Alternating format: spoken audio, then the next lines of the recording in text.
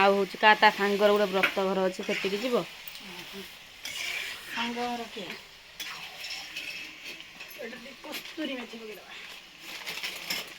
ମଟନଟା ପୁରା ଝକାସ କରି ବନେଇଦେ, ବେଶୀ ଝୋଳ କରିବୁନି, ହାଲକା ଝୋଳ ନା। ଝୋଳ କାହିଁ କରିବା, ଆମ ଘରେ ତ ଝୋଳ କେହି ଖାଇବାକୁ ଭଲ ପାଆନ୍ତିନି, ରାତିରେ ତ ଝୋଳ ଖାଇବେନି।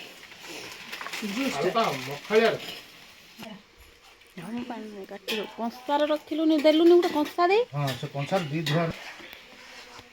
ମୁଁ ଭିଡ଼ିଓ କରୁଛି ବା।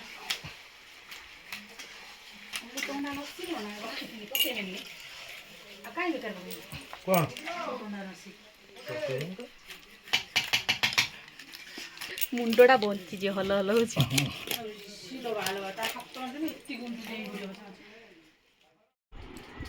ଆମେ ସମସ୍ତେ ଆସିକି ମୋ ଭଉଣୀ ଘରେ ପହଞ୍ଚିଗଲୁ। ମୋ ଭାଇ ଆସିକି ତାର ଶେଉଳ ମାଛକୁ କାଟିକି ପୁରା ଫିନିଶ୍ କରିଦେଲା। ଆଉ ତାପରେ ମୋ ଦିଦି ତାର ସେପଟେ ତାର ମଟନ୍ ଫଣ୍ଡର ରୋଷେଇ କରି ସାରିଥିଲା, ଆଉ ବାକି ଯାହା ବି ଆଇଟମ୍ କରିଦେଇଥିଲା। ଭାଇ ପହଞ୍ଚିଲା ପରେ ମାଛଟା ବହୁତ ବଡ଼ ଥିଲା ତ ସେ କାଟି ପାରୁନଥିଲା। ସାଲାଡ଼ କଟା ହେଉଛି, ମାନେ ଅକଳର ପଡ଼ିକି ଇଏ କରିବା କଥା। ମୁଁ କହୁଛି ନାକ ଭିତରୁ ଏଠି ପହଞ୍ଚିଗଲା ପରେ ଦହି ହାୱା ପବନ ଖାଇବ, ଆଉ ନାକ ବି ଭିଜିଲାନି।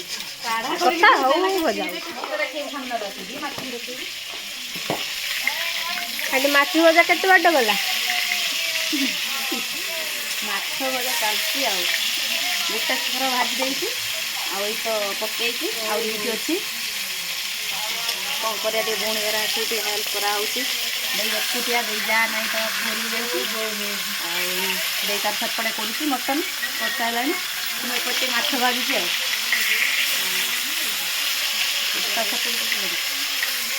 ମୁଁ କହୁଥିଲି ମାନେ ଗୋଡ଼ଟା ଆସିଲା ନା ମଟନଟା। ହ୍ୟାଲୋ ହାଏ ନମସ୍କାର, ମୁଁ ଜ୍ୟୋତି ଆପଣମାନଙ୍କୁ ମୋର ଆଉ ଗୋଟେ ବ୍ଲଗ୍କୁ ସ୍ୱାଗତ ଜଣାଉଛି। ଆମେ ଆସିକି ମୋ ଭଉଣୀ ଘରେ ପହଞ୍ଚି ଯାଇଛୁ। ମୁଁ ତ ଆସିବାର ଭିଡ଼ିଓ ମୁଁ କରିପାରିଲିନି, ବର୍ଷା ହେଉଥିଲା, ସେଥିପାଇଁ ପଳେଇ ଆସିଲୁ। ଆଉ ମାନେ ତାପରେ ପହଞ୍ଚିଲା ପରେ ଭିଡ଼ିଓଟା ଷ୍ଟାର୍ଟ କରିଦେଲି। ଏବେ ମାଛ ଭଜା ଚାଲିଛି, ରୋଷେଇ ପୁରା ଜୋରଦାର ଚାଲିଛି। ମାନେ ସମସ୍ତେ କାମରେ ଲାଗିଛନ୍ତି, କେହି ଫ୍ରି ନାହାନ୍ତି, ପୁରା ମାନେ ବ୍ୟସ୍ତ ସମସ୍ତେ। ତା ଭିତରେ ବି ଆମର ବ୍ଲଗିଂଟା ଚାଲିଛି। ଧନ କିଛି କହିବୁ ବାବା?